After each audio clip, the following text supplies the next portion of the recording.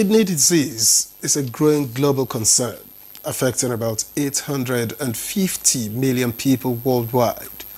Now, chronic kidney disease, or CKD, if you like, is the 12th leading cause of death, responsible for 1.2 million deaths each year. I don't really like the sound of the CKD. It sounds like something with stees. But I mean, this is a very terrible condition that, we should, call as it is, just to send a message. Now, there's a staggering number, Victor, in fact, what you just read. And in fact, about 1 in 10 adults worldwide has chronic kidney disease. And it's not just about mortality. Now, chronic kidney disease is also a leading cause of disability. To be clear, 38% of patients experience significant limitations in their daily lives. The situation in Nigeria is particularly worrying. Estimates suggest that between 20 to 30 million Nigerians are affected by chronic kidney disease. Now, that's roughly 20 to 30% of the adult population. And the impact is severe. Kidney disease is one of the leading causes of death in Nigeria, with around 100,000 lives lost each year. Yet, only 10 to 20% of those with end-stage kidney failure have access to dialysis or a transplant. The challenges are huge. Limited access to healthcare, low awareness, and financial constraints. The high cost of dialysis and transplants makes treatment out of reach for many. But there's hope. Initiatives like the National Kidney Foundation and government efforts to improve healthcare infrastructure are steps in the right direction. Private healthcare providers and NGOs are also stepping in to expand access to treatment. Still, kidney health remains a major concern, both globally and in Nigeria. Raising awareness, improving healthcare access, and tackling economic barriers are crucial in addressing this growing crisis. You recall that only recently the federal government had to subsidize dialysis. Well, I mean, when Chukwudi was here yesterday, he talked about the fact that the 50,000 isn't what it is. It's just, a part of it. And there's a lot more to pay when you want to do dialysis. And of course, the limitation is that only about 10 centers at the moment can benefit from this subsidy across the country. And when you look at our population, that doesn't quite scratch the surface, not just yet. Oh well, it may not scratch it, but I just think that the fact that the federal government could think about the reduction is a start, yes. And then, of course, it throws light on, the issues that those who have kidney disease, face, and those who have to undergo dialysis. I just hope that, in the coming months... expand it. Exactly. Expand it and make it even better.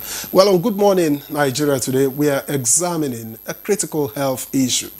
Kidney disease. We'll take a closer look at the rising cases, the struggles patients and healthcare providers face, and the efforts being made to fight this silent killer. I am Victor, as welcome to the program. And I'm Ray John. It's great to have you join us on this edition. We're reaching you live on the network service of the NTA. In the course of the program, Chukwudi Okolie-Ugbaja will join us for newspaper review. All right, up next on Good Morning Nigeria is newspaper review.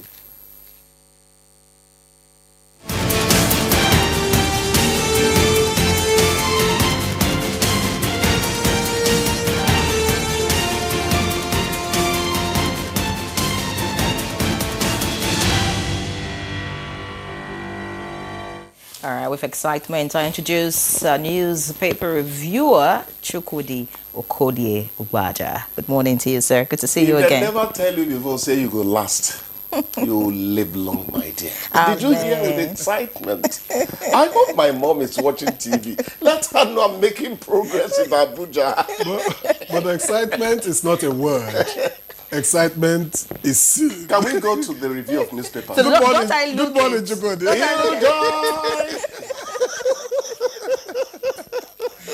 All right, yeah. right, let's look at the People's Daily quickly. One of the stories we're reviewing this morning. The lead story here says Tinubu orders crackdown on illegal private jet operators. The riders, as federal government loses over 150 billion naira in revenue. Above that, Minister urges National Assembly to end approval for new universities. All right. Away from that, tax reform. Reps retain 7.5% VAT. Reject 15% increase proposal. Dumps inheritance tax. All right. Away from that, in the black strip, we have right here, Aliko Dangote Foundation distributes 1 million bags of rice in 774 local governments. And 2027, Bauchi Governor Bala Peter Obi pledged to work together to rescue Nigeria. That's on page 17. Buhari rules out defection, says he remains loyal member of APC. That's on page 16. Sexual harassment, Senate passes vote of confidence on Akpabio. That's on page 4. And on page 2, you can see reps ask IGP to arrest FCDA officials over alleged breach of building code. All right, that's the much we can take from the People's Daily this morning. Let's see what the Vanguard is offering. The Vanguard leads with the tax bills. Reps adopt 7.5% VAT, rejecting increase to 15%. The riders reject inheritance tax, approved committee's report. We await details of approval before comment, and that's according to Nasima. Don't celebrate yet, CSO advises Nigerians. All right, that's on page 5. Above the masthead, millions of Nigerians still struggling with poor internet access. That's according to the minister. Tinubu has performed very well. That is credited to Peter Obi.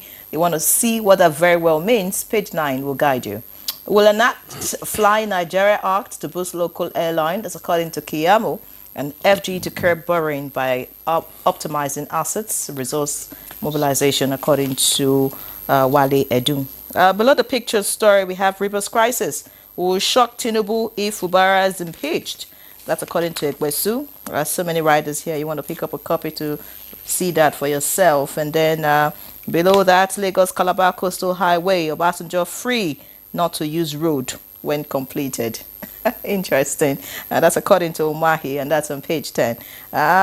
For 50 years, we're spending money belonging to unborn generations. That's according to Tinubu. And Nigeria on the brink, but there's hope. Catholic bishops are quoted on that one. That's on page 26. Interesting, Mr. and Mrs. this morning. And I have to take it quickly because I have two men with me here. This one says, honestly, coming from Mrs. Honestly, if I had known things would be this tough with you, I would have married Frank. He works in the petroleum industry. And then Mr. replies, look, people in the industry live unstable life. It's upstream today, midstream, or downstream tomorrow. Absolutely.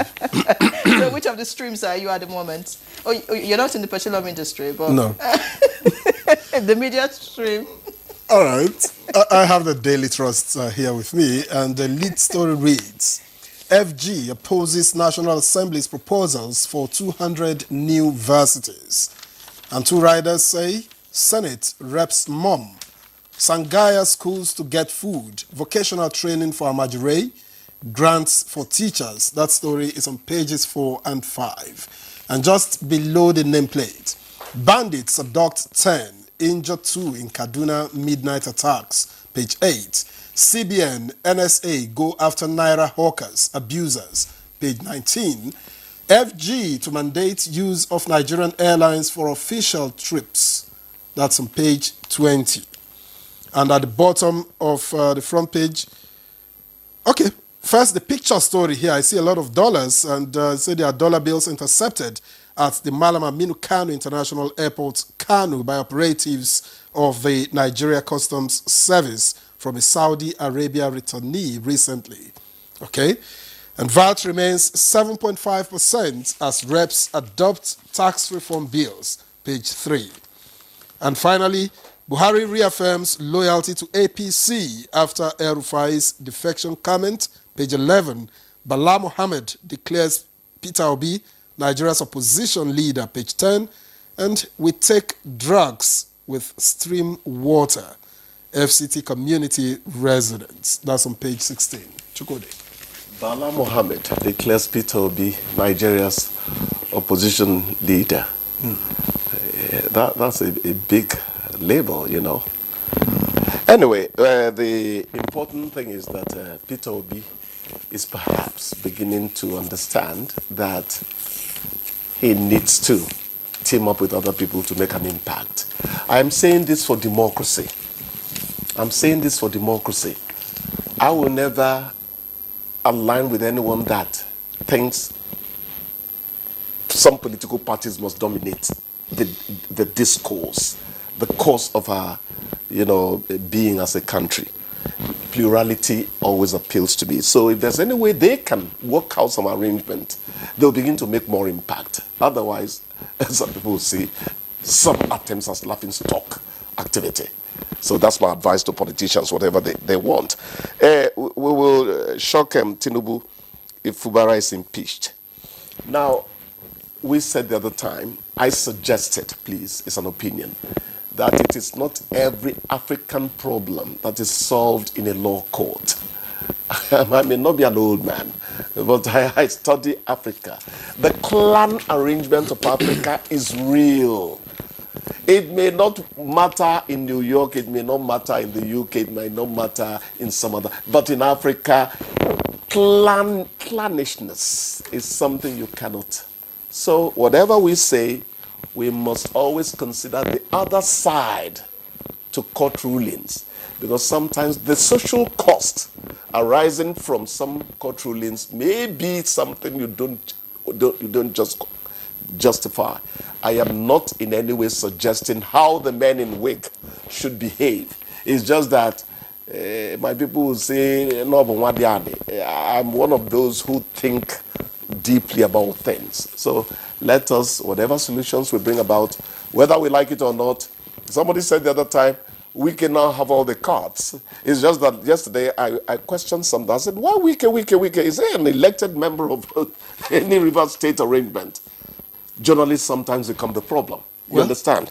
It's okay. So let's see how things work out. We take drugs with stream water. This FCT community, somewhere in Kwali, where they say the health care facility is so dilapidated that they don't even have running water. You have to go to a nearby stream to get water to take medication. And so you find where you may be taking medication, but the water with which you take it does not enhance the health. I haven't come here to aggrandize self or to beat my chest, but I took two reporters to a place close to Kershi, and they did a story. You know what struck me there? I saw a stream where man and beast were sharing the same source of water, and it pained me. Do you know that after doing that story, a woman who watched television said, I will give them 2 boreholes. That is where I say, how much does the reporter realize that he is really a social engineer? Does the journalist really know his power? Going back to that, it's unfortunate. It's not just that community. There are so many communities that are taking water that is not potable. Please, the word is potable. That means fit to drink, not portable, that can be carried from place to place. We didn't come here to teach English. So it is a pity. We should not, who was it? We live close to the Niger, yet we are washing our hand with spittle. Was it Chinua Achebe? I can't remember who. We have no business complaining about many of the things that are happening to us today. If only we had saluted Mother Nature's gifts to us. And a few people have not decided that greed should become their banner and national anthem. So let us do whatever we can to go to that community and give them a right. We prosecute their right to water that is potable. It's very important. Well said, Chukudi. Basic infrastructure. I mean, the basic necessities of life. Water. It's a right. Yes, exactly. This story, I don't know what you think about it. This is in response to the comments made by Obasanjo as regards to Lagos Calabar Coastal Highway, and Mahi is saying that Obasanjo is free not to use the road when it's completed. Do you think that response is the way to go? Obasanjo will remain a controversial figure. I had to say here one day that when we were sent to cover him when he did Thanksgiving at the Owu Baptist Church. Chukudi, I'm crazy. I lifted my hand to shake hands with him. He looked at me for more than almost 1 minute. Because I persisted, he eventually took the hand. And as he walked away, I walked away. As I turned, he turned to, we were looking at each other. He was looking at me as an auditor. Obasanjo himself is some kind of auditor. If you begin to consider all the things he says. But there's one thing I respect him forever for. Chukwumanzogu's mother came to Onitsha where I was teaching as a small teacher somewhere and said, but for Obasanjo, he said, but for Obasanjo, I would have died a long time ago. I'm not saying it to drop, whatever. Obasanjo is a man of many habits. For those who like him, keep on liking the things you like. For those who oppose him, criticize him with some circumspection. Because Obasanjo is never ever going to change anyway. That's the way he is. When Babangida, the military president, dropped SAP and all that, what did Newswatch have? Obasanjo tears the honest nest because he was the one who challenged SAP with all those 4 conditionalities and all that. Anyway, FG opposes National Assembly's proposals for 200 new varsities. The question I ask is, what is the motive behind constructing universities? Business. Commercial interest has crept in more than the love for education. The other time we were discussing with Nyeri, I said, a farmer that does not like to, that does not cherish watching things grow can never be a good farmer. Same thing goes for the person who says he's an educationist, but the reason he set up that school is for commercial purposes. And anyway, some that come from some religious backgrounds, some of their church members cannot even send their children to the school. So you say, whether Nigeria, whether some of the things we do, we are no longer lovers and keepers of our brother. It has to change. Reminds me of the late Professor B.I.C. Joma's book, Quo Vadis Nigeria? Where are we going? Nigeria. You won't tell us, say Sabi Latin. This boy, Well, we have to let you go. Quo Vadis Nigeria. Thank you for coming today. Thanks for Quo Vadis. If you like, you come tomorrow. I won't be here. Good Morning Nigeria continues after this time out. Please don't go away. All right, this is Good Morning Nigeria on the network service of the NTA. And to begin our conversation, which borders on kidney health, here's a background report produced by our correspondent, Ibrahim Belogunda. Each human has 2 kidneys, and kidney health is important since kidney is an important organ that is required for one to live a healthy life. This is because healthy kidneys filter waste and excess water from the blood in the body. Approximately 1 in 3 adults with diabetes and 1 of 5 adults with high blood pressure may have chronic kidney disease. According to available research, the prevalence of chronic disease in Nigeria ranges from 1.6% to 12.4%, with studies showing a variable prevalence depending on the region and population studied, highlighting a significant burden of kidney disease in the country. However, many patients in Nigeria present with advanced stages of chronic kidney disease due to limited access to healthcare and late diagnosis. Factors like hypertension, diabetes, alcohol, smoking, obesity and use of herbal medications are considered significant risk factors for chronic kidney disease. In Nigeria, a 36 to 52 likelihood of development of kidney damage was also observed in patients with risk factors of kidney disease. Those affected by kidney failure can either go for kidney transplantation or dialysis. However, kidney dialysis has been available in Nigeria since 1981, but the cost and number of centers is challenging, mostly stationed in cities. Worldwide, kidney affects approximately 850 million people. Nearly 4 million live on dialysis or have had a kidney transplant. In addition, 2 million kidney patients die each year due to unavailable or unaffordable dialysis. This resolution integrates kidney disease management into broader NCD programs, including diabetes and hypertension, 2 of the major risk factors for CKD. If approved, this resolution shall benefit countries independent of income level, and will foster global collaboration and knowledge sharing, encouraging innovation and creating equitable solutions, especially for those with limited human and economic resources.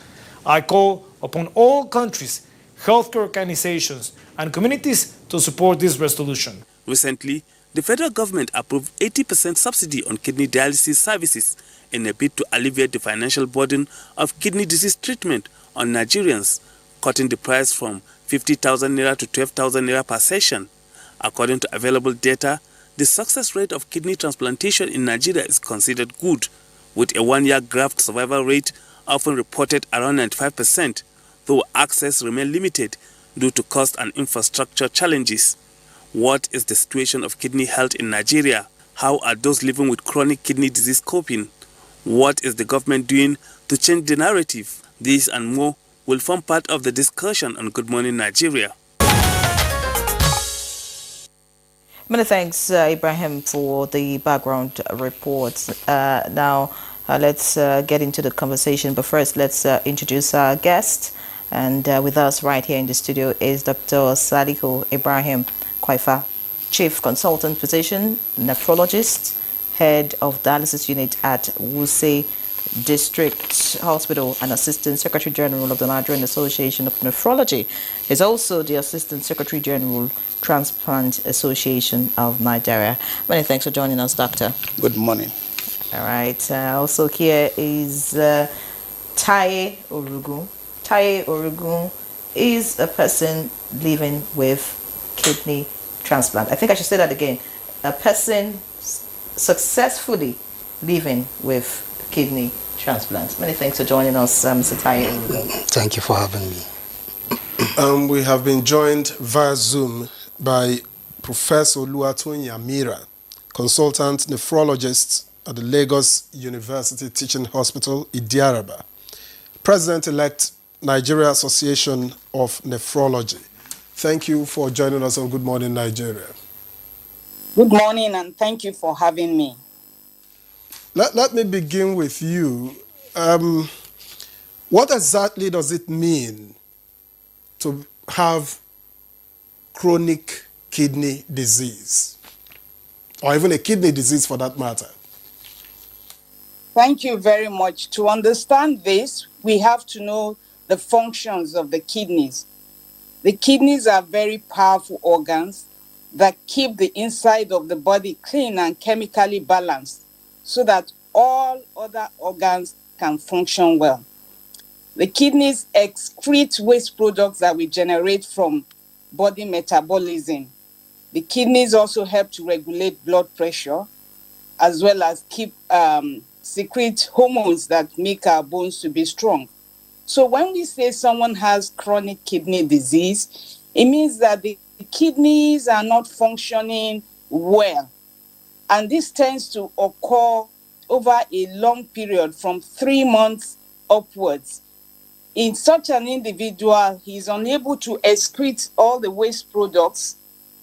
He's unable to regulate body water content. The blood pressure is not well controlled. So chronic kidney disease is a disease that affects the kidneys slowly over months or years. And unfortunately, the initial stage is silent. So people don't know they have it if they don't go for routine medical check.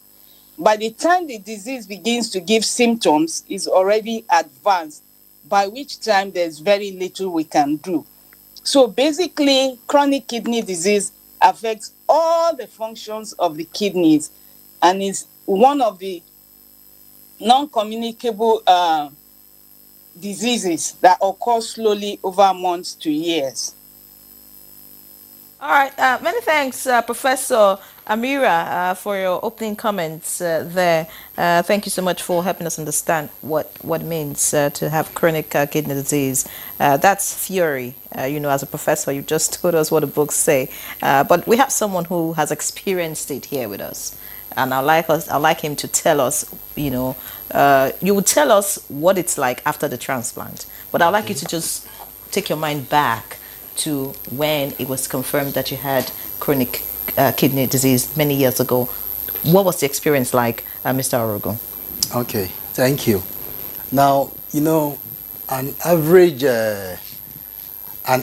human being is born normal. So you start experiencing some. Okay, let me use mine as an example. When mine started, I didn't know I had kidney disease. I had high blood pressure, which I have been managing for so many years. Now, I started noticing dizziness. I couldn't perform normally what I do with ease before. I started finding it difficult to do it, and I started sleeping a lot. And now in my own case, it was a bit complicated because I was actually going to the hospital for treatment, and they were running all kind of tests on me, but they still didn't detect I had kidney disease. So it had taken a while, a toll on me, and by the time they realized that I had the kidney disease, it has gotten to, I think, stage 4. So, and then there was nothing I could do other than to start dialysis. So even luckily, if they had not detected it then, I'm sure probably, I would have probably just died at home without even knowing what. I actually went to the hospital. They were running tests, but they didn't know I had kidney disease. Why were you going to the hospital? Was it because of the dizziness alone? What were the other symptoms like? I was feeling fatigue, dizziness. I sleep all day, and I couldn't eat. I felt initially it comes as a symptoms of malaria. So when I got to the hospital, they kept treating me for malaria over and over again. And now when the malaria didn't go, they now advanced to probably treating me for typhoid. You understand? Now it was when the typhoid didn't go that I was referred to Wuse General Hospital because they have treated me for all the symptoms. I had the symptoms of malaria and I had the symptoms of typhoid. And it was when I got to Wuse General Hospital, they now did further tests. That was when they now realized that I had kidney disease. And they were like, where were you all this while? And I kept telling them that I've been going to the hospital and they've actually been running tests on me and they've been treating me for malaria and typhoid. Now, that was when they detected I had kidney disease. I met him. That was when I met him. And they detected I had kidney disease. And there was nothing they could do then because all the while they were treating me for malaria and typhoid. It was deteriorating. Did you by any chance think that the medication you were given for those other ailments you didn't have could have complicated your case? I think he is the better position to answer that. Okay. Because Doctor. I kept being treated for malaria. Do you know I was treated for malaria and typhoid for 3 whole months? And I was at home. I couldn't go to work. I couldn't do anything. And I keep going back to the same hospital. And they kept treating me for malaria and typhoid. And for 3 whole months, I was giving them excuses that work, that I'm sick. And they started getting worried at the office. What kind of malaria, what kind of typhoid do you have? And for 3 whole months, I mean, people don't understand how somebody can have malaria and typhoid for 3 whole months. All right, Mr. Orogun, thank you. Okay. Dr. Kwaifa, he is not a doctor, obviously. You are. But what signs should one look out for? Because he couldn't diagnose himself. And again, issues of misdiagnosis stares us in the face. So if you are going to get misdiagnosed, what signs should you look out for to say, could this be kidney disease? And who would be the right person to see, not just some random, medical doctor? Yeah, as Professor Amira has rightly said, kidney disease has stages. And most of the early stages are asymptomatic, no symptom whatsoever. You look fine. So the only way they can detect you have kidney disease is when you go for either annual checkup or any checkup. So his own case, he already had symptoms. But the symptoms are that of tiredness, increased tiredness, easy fatigue, and at times with vomiting, you'll be nauseated. There'll be vomiting, nauseated. When it progresses, you can develop body swelling throughout the face, the legs, and at times you have itching. Why patient will have tiredness? Because their blood level drops. Because kidney is the one that produces a hormone that makes you produce your blood. So also it produces vitamin D, which makes your bone to be very, very strong. And also it has other functions in the system other than just bone health. So you can be very weak, very, very, very weak. You cannot be able to excrete waste product. So these toxins when they accumulate in your system, they can cause other system malfunction as well. So it's not just the kidney, other system malfunction. But the tip thing is excessive weakness, tiredness, nausea, vomiting, and then body swellings. This swelling usually starts on the face, early morning swelling around the face. Then when it progresses, it can involve your legs, it can involve the tummy.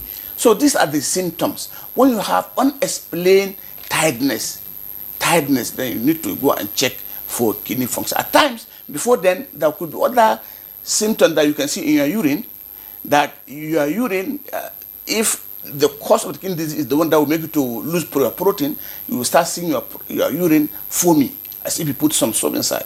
So it depends on what caused your kidneys actually before you could notice that. That was very, very early. You start seeing your urine is foamy. But towards the end of kidney disease, your urine would be just colorless, like water. That means the kidney is not concentrating, because the kidney is the one that concentrates the urine. It balances the body water. When you take water, if it's too much excessively, you pass it out. If scanty water, it conserves it. So therefore, the urine at that stage, of late stage, it will be very, very, very colorless. Urine is amber color. Normal urine is amber color. But if you take a lot of water, it can change the color. And if you are starved of water, you're not taking water, it can change dark amber. To deeper. Yeah. That one is just concentrated urine. But if somebody with chronic kidney disease at that advanced stage will not be able to concentrate urine, it will be very colorless urine. That means it's not excreting anything. It's useless urine. All right. Thank you very much, Dr. Koifa. We'll continue this conversation. We have another guest joining us now. He joins us from Kano, and that's Professor Aliyu Abdul, consultant nephrologist at Aminu Kano Teaching Hospital, Kano, Professor of Medicine at Bayero University, Kano, and Vice President, Transplant Association of Nigeria. It's good to see you again, Prof. Many thanks. Morning, and good to see you too. All right. So we'll just let you settle down a bit. Of course, we'll get to Kano shortly. But let's back to Professor Oluwatoyin Amira, who joins us from Lagos via Zoom. Professor Amira, you spoke earlier about what chronic kidney disease is. Now, I want you to tell us what the causes are. I mean, we already know what the symptoms are like and all of that, but what is responsible for this? Like Orugun said, an average human being is born normal. So what happens? What makes the kidney to change its, in its behavior, and all the symptoms that eventually arise from it? Very much. The common causes of kidney disease are one, hypertension, like the person in your studio mentioned. High blood pressure is particularly very common amongst Africans, amongst blacks.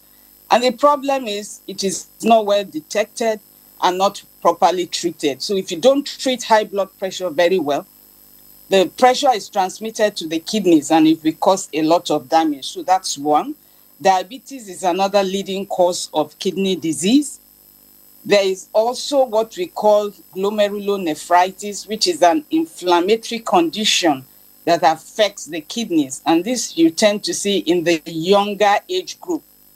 We also have what we call obstructive uropathy. It's very common in our environment. People who have prostate disease, they don't know until the disease is advanced. It obstructs the outflow of urine and damages the kidneys.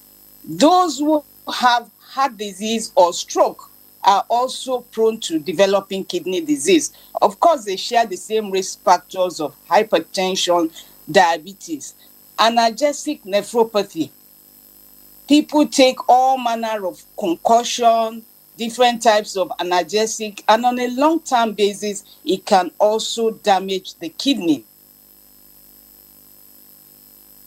Either on its own, being very obese is not the best, because it brings along with it a lot of baggage. Obesity predisposes to high blood pressure. Obesity predisposes to diabetes. And all of these combine to damage the kidneys. And those who have a family history of kidney disease, if you have a relative who's suffered kidney damage or kidney failure, you are also likely to have it. And repeated episodes of what we call acute kidney injury. Before I leave, I want to comment on misdiagnosis. Please, malaria and typhoid are overdiagnosed. Not everything is malaria or typhoid. If you keep going for malaria, typhoid, you should please have a rethink that this is not just malaria or typhoid. And all these people if you have high blood pressure or diabetes or any cardiovascular disease like stroke or heart disease, please insist that your doctor should check your kidneys. And that's why the theme for this year is, are your kidneys okay? People should go for routine medical checkup once a year, and it's not expensive.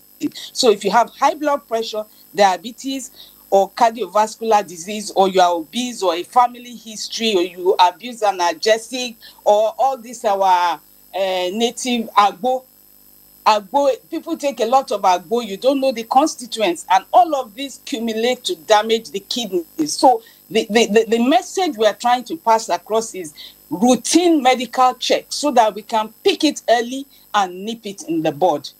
Thank you. Thank you very much, Professor Amira. Thank you.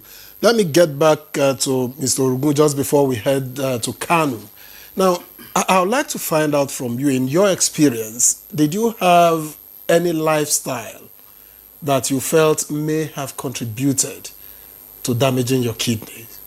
Well, actually, I don't smoke because I hear when you smoke a lot, it damages the kidney. I don't drink, though initially when I was younger, I drink, but not excessively. Occasionally, you understand, excessively. Those are the habits I felt could have affected the kidney. I don't have any history of anybody in my family that had kidney. I think my own case was just the high blood pressure. I think that's probably. Were you managing the high blood pressure? I was managing it. You were on medication? I was on medication. I was on medication. Now, another thing I felt my cost mine was that the period I was managing the high blood pressure, I had a work that I was doing that involves me going virtually around the country. I don't get enough time to rest. And exercise. I don't get time to rest. So I felt probably the stress of the work, I think, contributed to mine. The stress of the work, because when you are managing high blood pressure, you need to give the heart some time to rest. Don't overstress the heart. Now, sometimes when you are managing high blood pressure, you should know your limits. It's not you don't push the heart too much. I think in my own case, I was managing high blood pressure. I overstressed myself because of work. I think I pushed my heart too far, and it couldn't take it anymore, so it bounced back on the your kidneys. Yeah. Many thanks, Tayo Orugun. Let's get to Kano now. Professor Aliyu Abdu, consultant nephrologist. You have been following the conversation, I'm sure. Now I'd like you to tell us, when Mr. Orugun was speaking earlier, he talked about misdiagnosis, and then Professor Amira had tried to, say that if you're being treated for malaria, too much, you should check your kidney. I'm asking, should the patient tell the doctor what to do, or the doctor should know what to do? I'm just thinking. So, but please speak to us really about these issues, because when you talk about these kind of conditions, cancer, kidney, and all of that, there's always that issue. Even for patients that present themselves in hospital, the early detection is not there. Is it a lack of infrastructure, or is it that the manpower are not skilled enough, to do the basics, to get, some of these diagnoses right? What exactly is the missing link? Thank you very much. There are a lot of issues. One, in our own culture, when somebody is ill, the first contact is not the hospital. People go to the chemist, people go to friends and neighbors to seek for help. And this one are not, in most cases, these are not qualified enough to thoroughly assess the illness and know what to do. And when they go to public hospitals, most of the times, the population is large, and the concentration of the doctor is not even there. And most of the public hospitals are not, the first contact are usually not the qualified medical doctor, we all know. So these are some of the issues, but what we are advising Nigerians is that don't wait for you to be sick before you are diagnosed to have kidney disease, because there are advantages of early detection, because chronic kidney disease are staged from stage 1 to stage 5. Is when it reaches stage 5 is the time that you are talking about kidney replacement therapy. But if it is detected early, there are measures that can be taken to slow the progression. Because ordinarily, chronic kidneys, when it starts, it progresses. So what the qualified physicians, specialists in the area does is to slow the progression. There are measures that we can take that if you are detected at stage 2, for example, we can slow you from progressing to stage 3, stage 4, and stage 5. So Nigerians should not wait for them to be ill before they are diagnosed to have chronic diseases, not only kidney, even heart, even brain, even lungs. That the culture of regular checkup that was emphasized earlier by my colleagues is very important. And in terms of preventing kidney disease, in terms of early detection and so on, there are golden rules that you should follow and you keep your kidneys healthy. One, you should exercise and be fit. And then take adequate fluid. Your water intake should, under normal circumstances, shouldn't be anything less than 2 liters in a day. But in certain conditions, in certain situations, you can be advised to reduce or to increase. But don't joke with your fluid water intake. And then if you know you have high blood pressure, you should do as much as you can to control the blood pressure. Avoid stress, as it has already been mentioned, and then be regular with your doctor and make sure that you and your doctor discuss about the target control of your blood pressure. And when you have diabetes, you should also do as much as you can to control your blood sugar. This you should also discuss with your doctors and agree on a target control of your blood sugar and work towards achieving that target. And diet is very important. Know what you are eating, because through excessive taking of salt, for example, can damage the kidneys through causation of worsening blood pressure control. And there are foods that are not good for your health. You should also avoid them. And then over-the-counter drugs. These are also dangerous. These painkillers that are commonly available in chemists, in people even carrying it on the street, they are not good for your health. And small doses of these non-steroidal anti-inflammatory drugs like ibuprofen, buta, Indoseed, aspirin that are being carried around, they can be dangerous to the kidney and they can cause kidney damage of permanent type. And then when you are obese, you should control your weight, because obesity is also known to be a risk factor for kidney disease. So when you look at these rules, you take care of them, you'll keep your kidneys healthy. So my advice is that don't wait until you are sick before you know about the function of your kidney and other vital organs of your body. In regular checkup, and even when you go for malaria, to know the functions of the kidney is not difficult. Even through urine tests, Dr. Koipa mentioned it. Simple dipstick urine that it can be done within 2-3 minutes. You can know the kidney health and what health status is this kidney at the moment. So I advise that Nigerians should be careful and be worried about the kidney health, and they should insist on regular check of the kidney function, and the healthcare professionals should also do their best to help patients that when they are detected, they should be referred to specialists early enough so that appropriate measures are put in place to slow the progression of the disease. Thank you. Professor Abdul, thank you very much. I understand that from our Enugu studio that Professor Ifeoma Olase has just joined us. Prof is a professor of medicine, consultant, a physician, and nephrologist at College of Medicine, University of Nigeria. and University of Nigeria Teaching Hospital, Itukwazala, Enugu. She's also chair, International Society of Nephrology, Advocacy Working Group member, Lancet Commission on Transplant member, Executive Committee Kidney Disease Improving Global Outcomes, past president, Nigerian Association of Nephrology. It's a pleasure to welcome you to Good Morning Nigeria.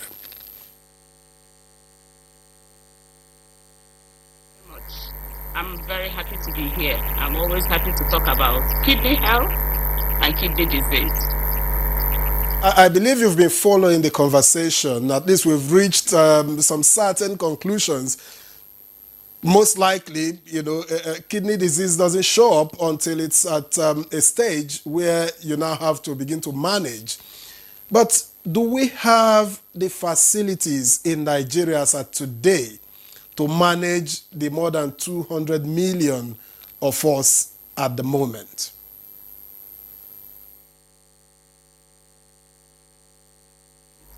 I would start from prevention, because right from International Society of Nephrology, our emphasis is on prevention, because we know that prevention is better than cure. If we're able to prevent kidney disease in most of our people, the few that have it, we'll be able to manage them and see them through whatever they need. Outside their prevention, the next thing we talk about is transplant, because that is what is nearest to what a human being has. And that is what is preferred, and that is what will put you back to work in full totality of it. Yes, we have dialysis that we can use, but those do not handle all the functions the kidney handles. I've listened to Professor Liu, who mentioned some of the functions of the kidney, apart from excreting waste, which is what the dialysis will do for you essentially. The kidney also produces hormones that make blood. That is why the patients are very weak when they have kidney disease, because they are not making blood. They don't have hemoglobin that will move on the oxygen that you need to have power. They are also involved in making hormones that make our bones strong. When you have kidney disease, then you have that issue, your bone will be strong. You begin to have bone issues. They also help us to deactivate some of the medications we take or some of the hormones that are produced in the body, that they don't continue acting. For example, in a patient who has diabetes, the insulin that is produced by the pancreas is supposed to be removed by the kidney at a certain point in time. If it's not removed, it stays there for long. So for a patient who has diabetes, who goes on taking his medication as per how he was taking it before he had kidney disease, will have hypoglycemia, and hypoglycemia is a serious thing. Coming to having the facilities to manage kidney disease in Nigeria, we do have the facilities, but we need more, like Oliver Twist would say. We are 230 million, and from the last count, the estimate we made about prevalence of kidney disease in Nigeria, we're looking at about 10 to 13%. And if you work out 10 to 13%, you're talking about 25 to 30 million people with kidney disease. Can our government sustain that? That is why we talk about prevention. We have several centers in Nigeria that have dialysis, that have kidney care services. Of course, everything is not as it should be. It's a work in progress. I understand a few days ago that President graciously identified 11 hospitals where they will assist patients with dialysis. I looked at the list of the centers. I was happy, but I was a bit worried. I wondered how those centers were chosen. Kidney disease, we know, has different prevalence in different parts of Nigeria. We know that certain ethnic groups in Nigeria have more kidney disease than others. For example, there's a new gene that we invest in Nigeria, and so many centers in Nigeria help look into. The article was published in the New England Journal in October last year. If you know New England Journal, you will know that it's one of the most important journals in medicine in the world. If not number one, it's number two. And in that study, we found out that the APOL1G double risk allele is most prevalent in the southeast. If you have 10 people in a room from the southeast, about 5 of them will have the double allele. And which means that they are predisposed to kidney disease, depending on what happens in life. And we know that a lot of things happen. They are going to have malaria. That will, of course, set up the kidney disease. They are going to have other infections. They are going to have COVID. They are going to have other things happening to them. They are going to have drink dirty water and have cholera or have something. So there are so many things that expose them to kidney disease. So my point is that setting those centers that would have reduced, will have the subsidization of dialysis, they should have looked at the prevalence of, consider the prevalence of kidney disease in Nigeria, and then giving centers to the regions appropriately. For example, Southeast has just one center, and this is where you have kidney disease. So my talk is to please plead with the policymakers, the people that set up our policies, to look into this. And I think they need to do something and tinker with it and do what is needful. Thank you. Professor Olasi, many thanks for your thoughts there. But you see, a lot of people may not agree that it's just the southeast that you have people with chronic kidney disease. I think somewhere in the north east, Borno, prevalence. Yeah. Prevalence and all that. So, I mean, it's across the country, and then we're looking at how we can, deal with this. Whether those, get it around the country, and, everybody can, have a fair share, of whatever it is that the government intends to do about this health condition. But I'd like to get back to Taye Orogun. When you spoke earlier, you talked about the fact that you were visiting health centers. Now, I'm looking at you and I'm saying, well, you lived in an urban area. So I'm imagining somebody who lives in a rural area, for example, who doesn't even have a primary health care close.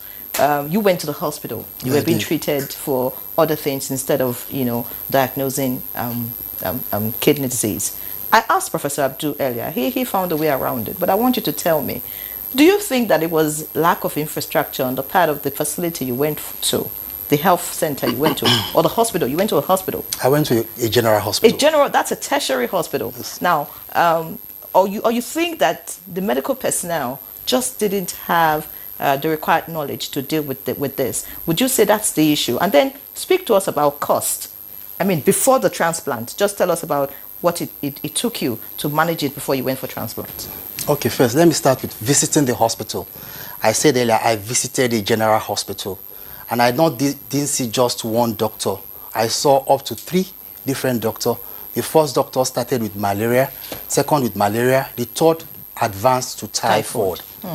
That, okay, they have treated you for malaria the first time, they've treated you for malaria the second time, they've treated you for, now let's try treating you for typhoid.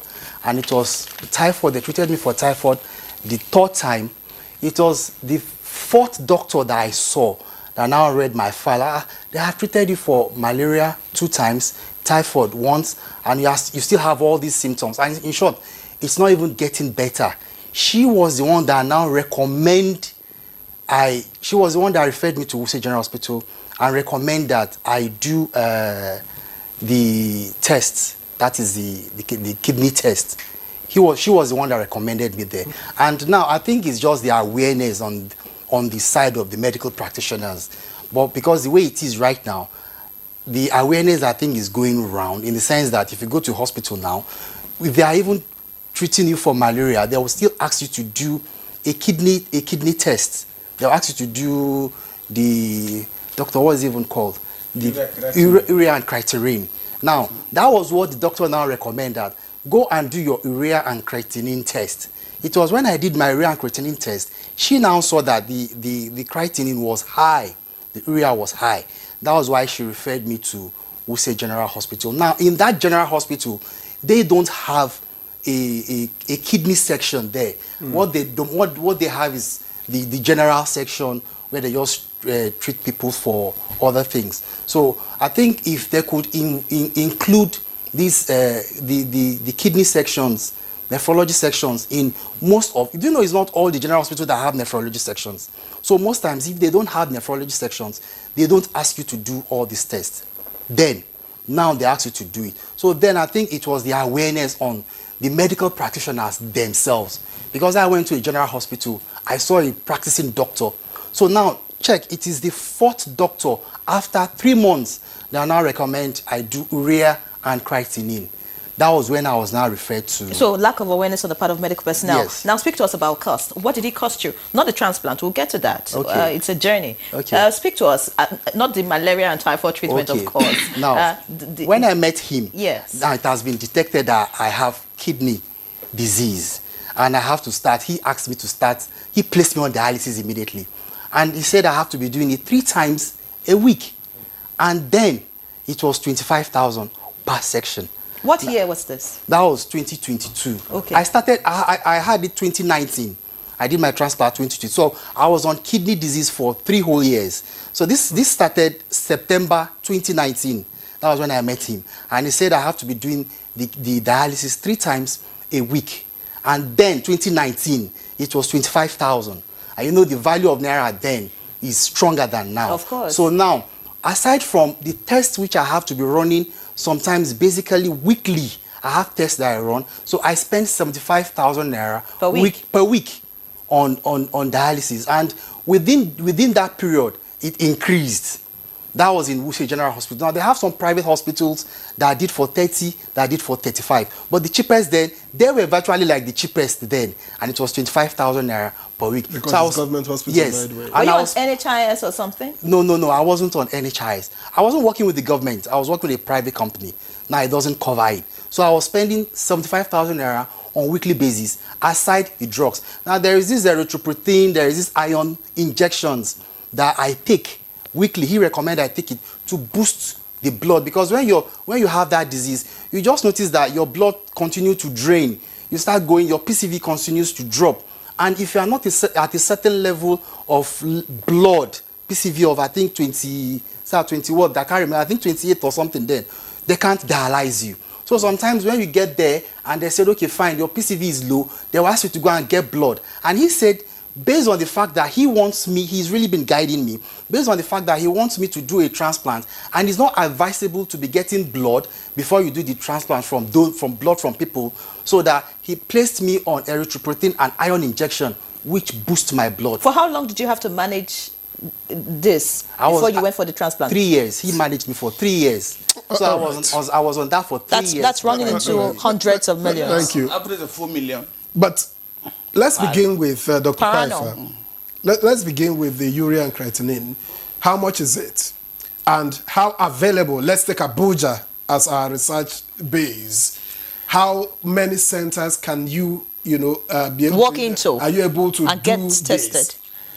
It's virtually most of the hospitals, hospitals, they can do urea, creatinine, and other electrolytes, kidney function. They're very cheap. It's very, very cheap. Is it covered under the insurance? Yes, it's covered. It's covered. Kidney function is covered. So you do your urea, creatinine, and electrolyte. They are covered. They are covered, and they're not very expensive. Urea, not in Wuse. Wuse is the cheapest. The government is subsidized. It used to be 500 Naira to do urea. Creatinine 500. Now, creatinine is about 2,000 Naira. Speak to us about awareness on the part of doctors. Yes. Really. You see, the awareness, that's why we are here, actually. Because the theme of this year's World Kidney Day is your kidney, or are your kidney okay? So how do you know that? But it's by screening. And this screening we're talking about for early detection is basics. I have a small mnemonic that I coined to help people know your box. Know your BUCS. B is blood pressure. You do urinalysis. Most of these kidney elements can be picked from ordinary urinalysis. Urinalysis is not expensive. Some more than 500 Naira to urinalysis. Then C stands for creatinine, because it's the creatinine we use to calculate your estimated kidney function.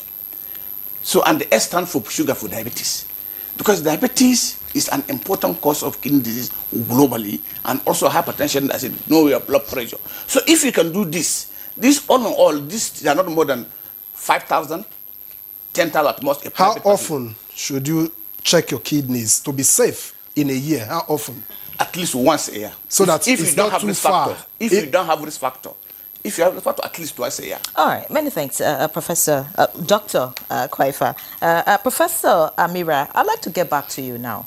Dr. Kwaifa says, you know, we should do this test at least once a year. But I want you to speak about, you know, the attitude of Nigerians, you know, to health-related matters. You know, as we're having this discussion, someone is watching and saying, God forbid, you know, it's not in my family, it will never come near me. I'd like you to sensitize Nigerians watching you at this time about regular medical health check. And then, is there anything that local medicine, or if you like, you already kicked against concussions, agbo and all of that, but do we have any kind of medication really that would prevent us from having chronic kidney disease? Is there anything really? Thank you very much. And just like my colleagues have mentioned, we should cultivate the habit of routine medical checkup, not only for kidney disease, for so many other non-communicable diseases. But you find that Nigerians don't have that habit of routine medical check. Even pre-employment, they try to dodge it. Preschool screening, they try to avoid it. So our attitude towards healthcare is not optimal. And that is why we are here. What we are advocating is that people should go for routine medical checkup, especially for diseases that you really don't know you have unless you go for medical checkup. Even high blood pressure, most people don't know their numbers. They don't know whether they have diabetes or not. So the easiest way is that in your birthday month, you can decide to pamper yourself by going for routine medical checkup. So have your blood pressure checked, kidney function done. The test is very, very simple and easy. And I want to plead with the government that we should take non-communicable disease care we should incorporate it into our primary healthcare system. So anybody that goes to the primary healthcare center can just have a dipstick urine done, blood pressure checked, and blood glucose checked, no matter what you're there for, whether it's malaria or typhoid or whatever. These are very simple tests. They are not expensive. It doesn't take time. You get your results almost immediately. So we need to strengthen our primary healthcare system because that's the one that's closest to the community or to the population. And on the part of people, please and please and please don't wait till you are sick before you come to hospital. See your doctors as your allies, friends. Come to us once or twice a year for routine medical checkup. Sorry, the last question you asked regarding, can you repeat the question? Yes, Professor Amira, I was just going to say that when you said pampering and you said we should go for checkup, Victor said that's not pampering. I mean, pampering is probably getting ice cream, going on vacation and doing all of those fancy things, you know. But you know, you've just thrown light on the importance of regular medical checkup. But my other question was on what we could take that could prevent us from coming down with kidney disease. Is there any kind of food or any kind of drink or any kind of herbs that we can take, you know, to keep our kidney functioning at optimal level? Number one, we should drink enough water, like my colleague, Professor Ali Abdul, mentioned. At least our weather is very hot. And kidney disease is also being related to heat stress. The weather is hot, we're sweating a lot. Most people don't like to drink water. Water is the best beverage God has designed for us. It has no calories. It is very good because whether you like it or not, about 50 to 60% of our body weight is water. So we need to drink enough water. So that is one. Then the other thing is that the kind of diet we eat, the vegetarian diet, is good for the body, not only for the kidneys, but for the heart and other conditions. So we are encouraging people to eat a lot of fruits and vegetables instead of all of these energy-dense drinks that do not do the body any good. Rather, you are taking in calories that will give you excess weight. So vegetarian diet is very, very good. We are asked to take 3 to 5 helpings of fruits and vegetables in a day. It gives antioxidants, it improves the defense of the body, it brings down blood pressure, keeps diabetes at bay. So a vegetarian, I'm not saying don't eat your chicken or meat, but eat more fruits and vegetables in your diet. And of course, we should reduce our salt intake. We eat a lot of salt in this country, and high salt diet predisposes to high blood pressure. So those are the dietary measures for now that have been shown not only to reduce kidney disease, but it prevents high blood pressure, keeps diabetes at bay, keeps your weight in check, and helps the general function of the body. Thank you. Right. Professor Amira, thank you very much. Let me quickly take a short trip to Professor Abdu. Prof, you've listened to Professor Amira talk about, dieting, and I ask, not many, a lot of people are averse to living on medications, and so is it possible to treat the predisposing conditions of kidney disease like diabetes, high blood pressure with dieting and exercise alone?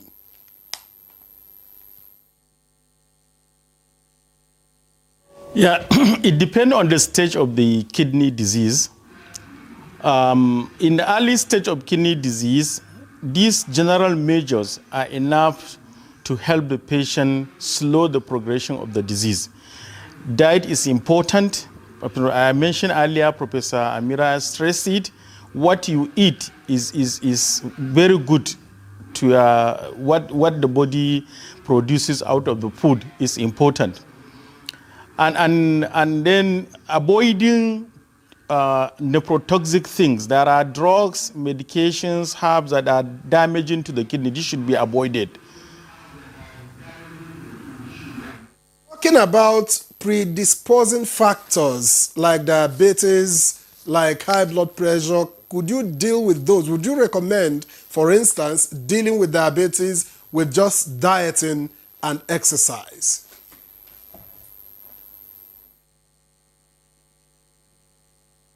Possible, especially in the early stages. Diet and exercise can control blood sugar at early stage.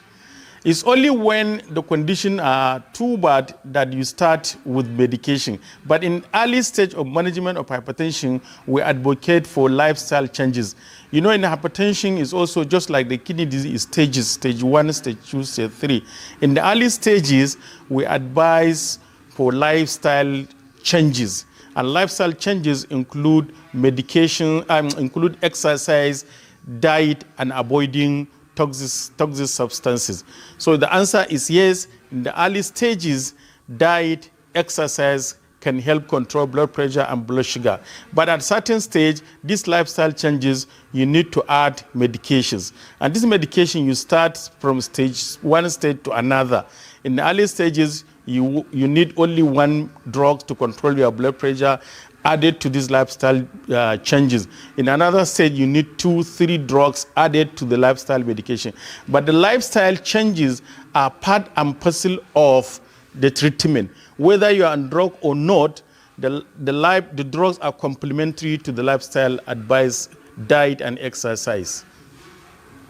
All right, many thanks, Professor Abdul. Let's get to Professor Ifeoma Olasi, now Professor of Medicine, a consultant physician, and nephrologist. Many thanks, Prof, for remaining with us. You already spoke earlier about the need for government to do the needful. I'd like you to be more specific now about what you think policymakers can do. At this point, I mean, the federal government already subsidized, dialysis. But what can the subnationals do? I'm asking that because, I mean, we can't leave everything at the doorstep of the federal government alone. And considering the fact that the subnationals have a duty, to its citizens, speak to us really. And then the NHI's program, or NHIA, what does it cover really in the treatment of kidney disease?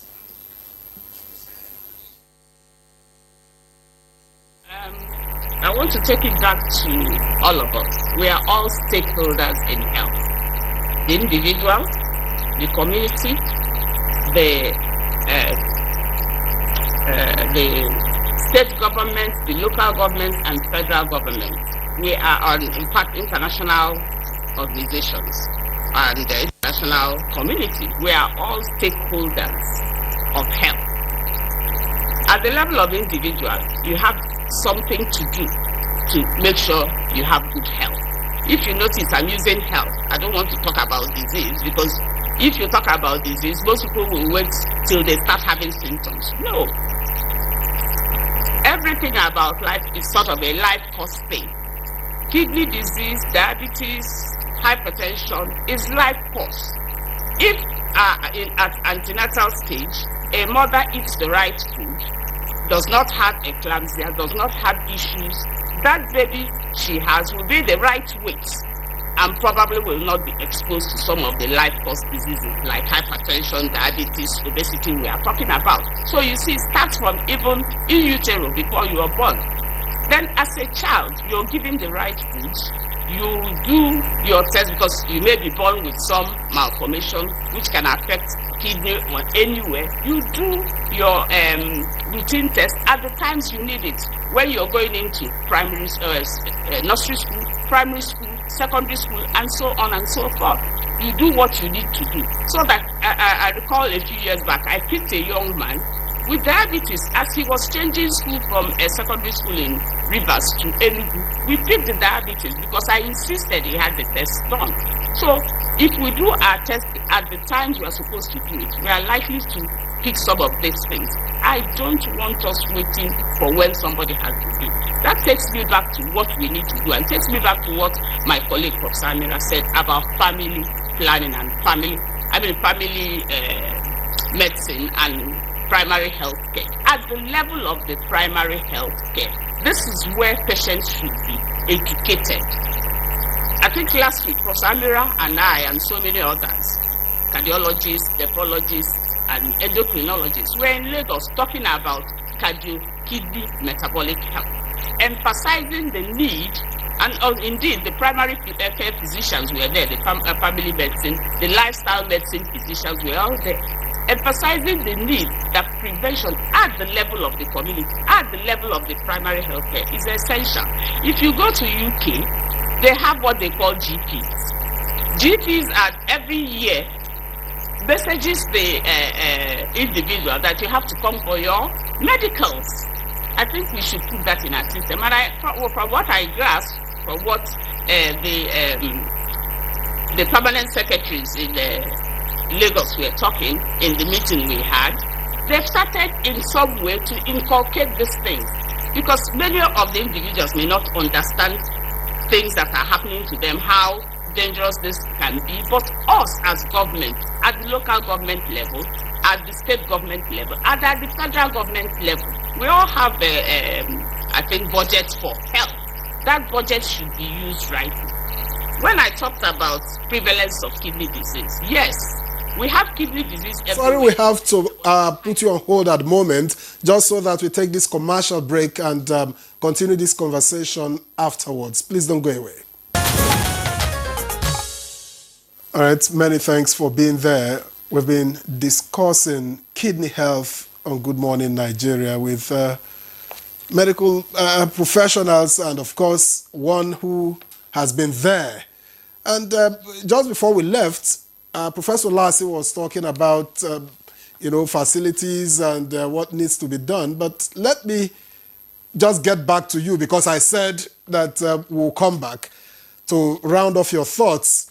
And maybe while at it, you can also add what could be done to better manage predisposing factors and avoid getting there, because you have earlier said that prevention is better than cure.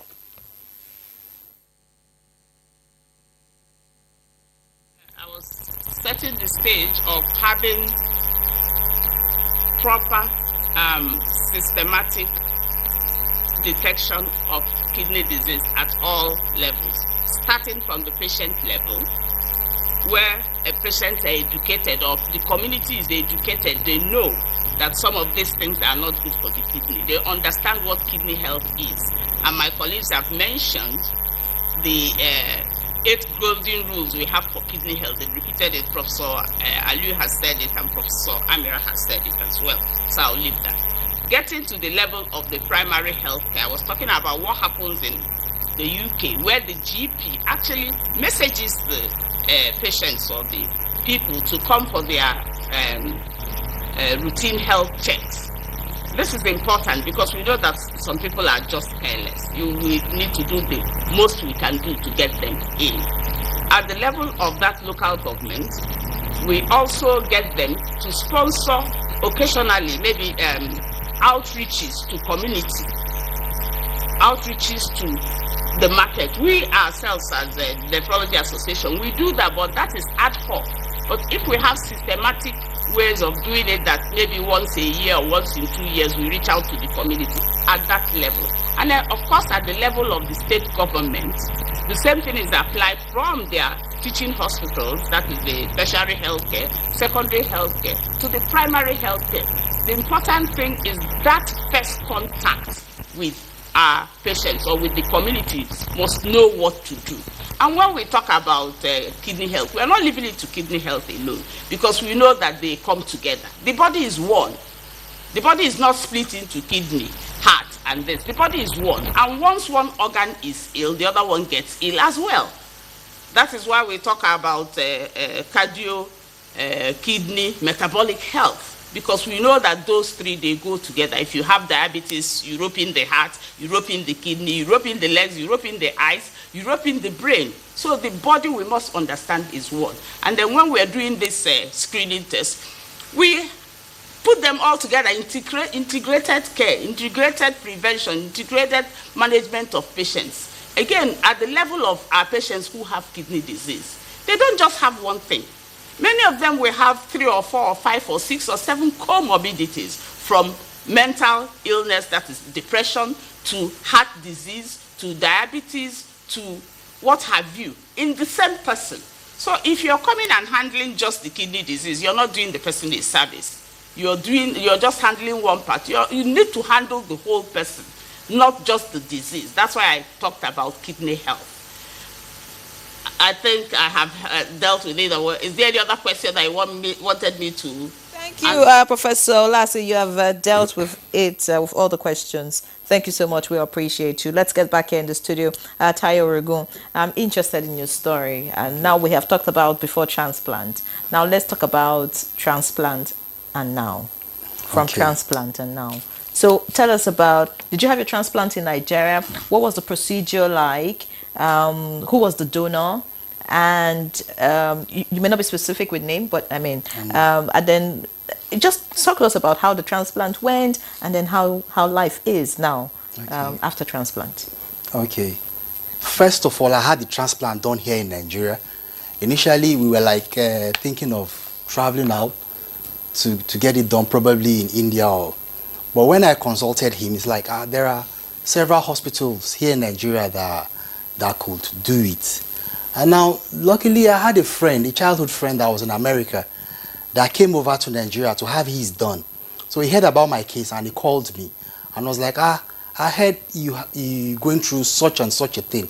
And I said, yeah. He said that he just got back to America and he came into Nigeria to have his done. And he put me through. He recommended and I followed through. And that was where I had mine done in Nigeria, and to God be the glory, it was successful. Now, coming to donor, you meet relatives. Most times you meet relatives and you seek assistance from relatives, that is in relation to getting a donor. And luckily, it was a little bit difficult concerning that, but eventually I had a donor. Now, the transplant was done here. Now, prior to the transplant, you have to go to the hospital where you get the transplant done. I didn't get it done in Wuse because Wuse doesn't do transplant. He managed me until the day I need to go to where I'm going to get transplant done. And before you get it done, they have to put you in, that is, admit you in. Now, they have to start their own study all over again to be sure, you understand. Was it a private facility? Yeah, it was a private facility. What was the cost? Then, I did mine in 2022. It costs 15 million then to get it done. That was in 2022. Now, I honestly don't know how much it is now. But in 2022, I did it for 15 million. So now they will admit you, study you, observe you. Then run the tests you run when you are doing dialysis is different from the test you run when you want to get the transplant done. Now, coming back to the cost, the 50 million initially I thought was outright cost and everything. But I was surprised to know that the 50 million is just for the transplant. There are several other procedures. Tests and procedures, you understand? Follow-up, not even follow-up, before you even come to follow-up now. There are tests and procedures that you will do before the transplant. Take, for example, there was something I did called plasmapheresis, which I never, ever heard about. They said my immune system was so strong and it could affect the new kidney. I had to do a procedure that I was not aware of. A single procedure is run like dialysis. A single procedure then costs almost 450, and I had to run like 3 procedures before the transplant. 450,000. So can we just say on the average about 20 million? About 20 million. Now they'll put you there. What's life like now after the transplant? Yes, and then how is your donor doing? Now my donor is doing fine. He's doing fine, very fine. According to medicals, they said somebody can live with a single kidney and live a healthy life. Now, living a healthy life with a single kidney means there are so many things you have to adhere to. You understand? Like not drinking, not smoking, and living a very healthy life. Adhere to some things. Now, after the transplant, life is interesting. Just as I said earlier that an average person is born normal, there were some things I could do before I got ill that I noticed that I couldn't do. Now, there was some food I couldn't eat, but now I live closely to 100%. There is nothing a normal, I see myself as normal. There is nothing a normal person can't eat now that I honestly cannot do. Just that there are some things like, okay, like take for example, I'm asked not to take lime and lemon because it affects the potency of some drugs. Initially, before Are you still on drugs even with the transplant? Yes, you are on drugs after the transplant. And it's permanent for life? Yes, you basically be on drugs for life. You basically be on drugs for life. Okay. Good, thank you. I can see you already didn't want to let you go. No, but I don't want to let him go. Let's give you a break. But Kwaifa, this tells a story of how expensive it is to deal with kidney disease. And that tells you also why a lot of people don't make it out alive. Again, I know at the tip of my fingers, I could count 3 to 5 that I know who didn't make it even after successful transplants. Some took years of managing it, but they didn't. You will know that they did eventually. They didn't make it. I know one who, after all the battles finished just last year, did it here in Abuja, came back, did Thanksgiving and all that. It didn't take long. Just during checkups, he died. So how long can one live and how healthy after successful kidney transplant? And why is it that this is still not affordable? You say, how long can somebody live with a kidney transplant? It depends on so many factors. The donor plays an important role to the survival of the transplanted kidney to the recipient. The donor? The donor, yes. It depends on whether he's living related or living unrelated. The more closer you are to the person that is his own family, the better the matching. Because they will do what is called tissue matching. Before now your tissue must match. No, after transplant. No, before transplant now. Okay. Before transplant. Getting your donor. Yeah, getting your donor. Because right. It depends, that's what will determine the survival. If it's related to you, it's better, right? Yes, related to you is better because the likelihood of matching is higher than living unrelated. Because if somebody who is not your relation can give you a kidney, because your driver, your help, your friend, your wife, your only genetic relation, that's what you mean. So they can give you a kidney legally. What we don't do is purchase donation.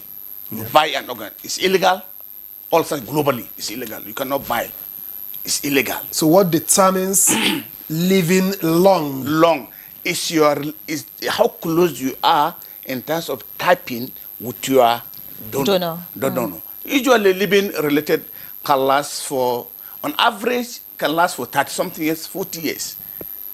Some up to 50 years with their kidney. So, but why, after the transplantation, why is there still medication continuously? Because that organ is not your own. So the body needs to be blinded not to see that kidney as not your own. So those drugs were thought to say, the way people I'm putting it the way people understand, they will blind your system so that they won't see your kidney that you receive as foreign to you. So in other words, we're suppressing your immune system that will attack the kidney.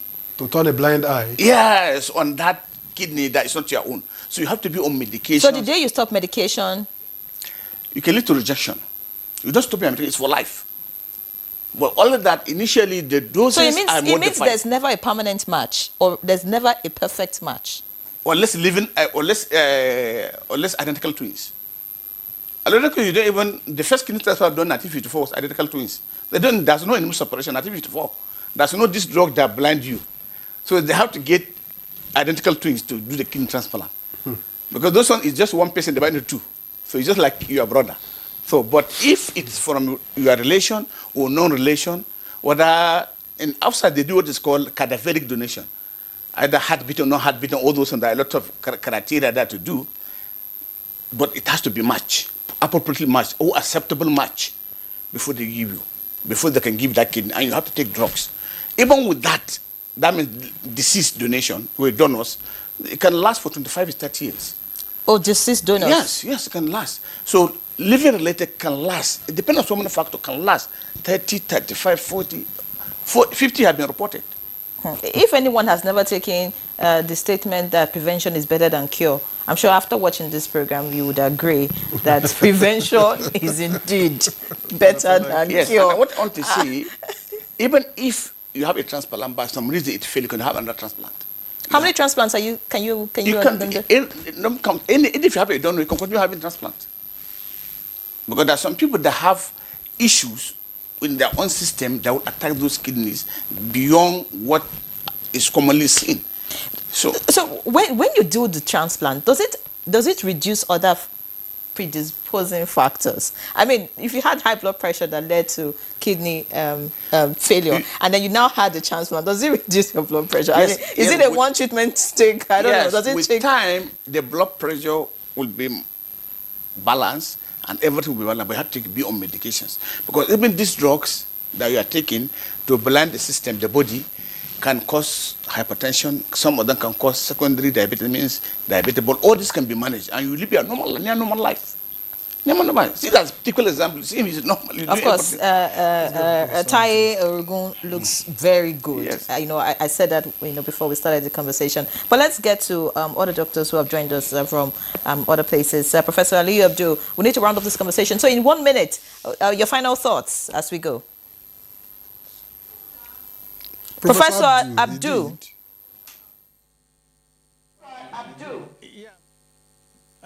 It's very important people understand the importance of early detection and then taking preventive measures to postpone kidney disease. And then kidney disease is not the end of life. If you have kidney disease, please seek the help of experts. If at the early stage, it can be managed. You can be prevented from going into end stage where you did dialysis and transplant.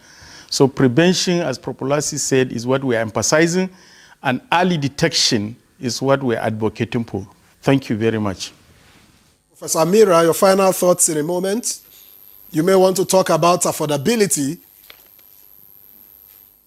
I would still go the preventive route. Prevention, prevention, prevention. Early detection is very key, and managing the predisposing conditions. If you are hypertensive, take your medications and make sure your BP is well controlled. Treatment is for life.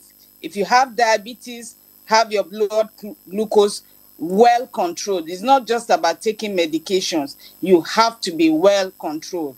So I will still toe the line of my colleagues, prevention, prevention, prevention, because an ounce of prevention is worth a pound of cure. Thank you. All right, and Professor Lassie, your final thoughts in seconds, please.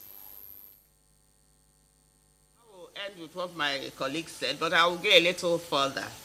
So please implore our government to support the current WHO resolution that was put forward by Guatemala as the executive board executive board of the WHO on the 10th of February this year. This resolution is coming up at the WHO meeting in May.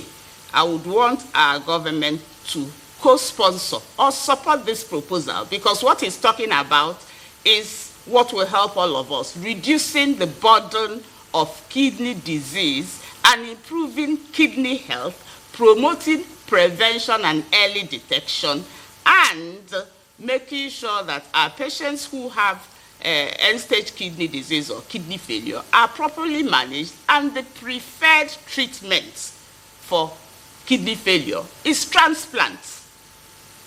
That is the preferred treatment. Dialysis does not give us the totality of what the kidney needs in a person. That would be my final shot. Please support the WHO resolution. Thank you so much. Okay, thank you, Professor Ifeoma Olasi. We need to run. Thank you for your thoughts. Dr. Kwaifa, your final thoughts. 30 seconds. Okay. Yeah, still, the theme is early detection, prevention of kidney disease. That's the key, actually. But also, we want the government to assist in making this kidney disease part of the NHIS priority. Let it be included in NHIS. Let it be covered. Because, like dialysis, is only 6 dialysis covered by NHIS. 6 dialysis, only 6 as of now. So, why most countries in the world, dialysis is covered by Medicare or Medicaid. So why not our own system? Because even at 12,000 naira, how many people can afford it? That government said to 12,000, but how many people can afford 12,000? 3 times a week.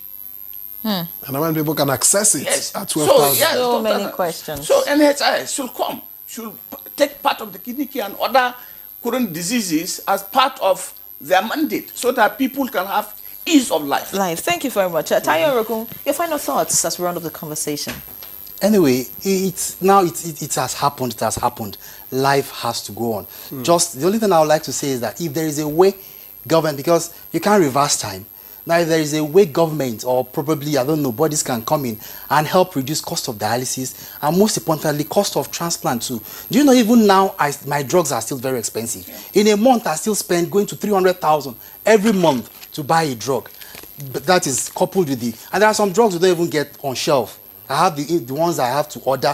Yeah, I have the ones on shelf, and I still spend. What's your advice to individuals that are watching you now? Individuals, it's just what the doctors are saying. Prevention is still better if they can avoid prevention. Like mine, I didn't have anything. It was stress that caused mine. I was managing my BP very well. Then don't be too much after going after money. Your health, money can't buy life. Money can't buy your health. What a way to live end. Healthy. Thank you. That's a fine way to end the conversation. Not to run after money. Money can't buy life. Victor, take notes. Money can't buy life.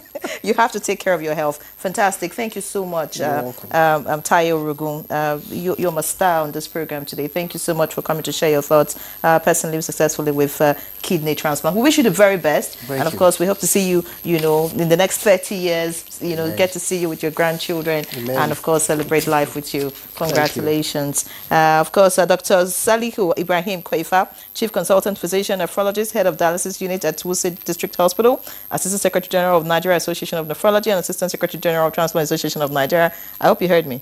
Thank you so much. It's my pleasure. Thank you. All right, Professor Aliyu Abdul, We need to run, so I cannot run through all the list. But of course, consultant nephrologist at Aminu Kano Teaching Hospital, Kano. Thank you so much for being our guest again today. We appreciate you, Prof. Professor Ifeoma Ulasi, Professor of Medicine, consultant physician, and nephrologist at College of Medicine, University of Nigeria Teaching Hospital, Enugu. Many thanks for being our guest. We appreciate you, Doctor. And of course, Professor Oluwatoyin Amira, consultant nephrologist, and the President-elect Nigerian Association of Nephrology. Congratulations. We wish you the very best in your tenure. Thank you so much, everyone. So that's our package this Friday. Thank you so much for watching. I'm Ian Rejan. Live aloft on the NTA. And I'm Victor as well. Please check your kidney today. Have a great weekend.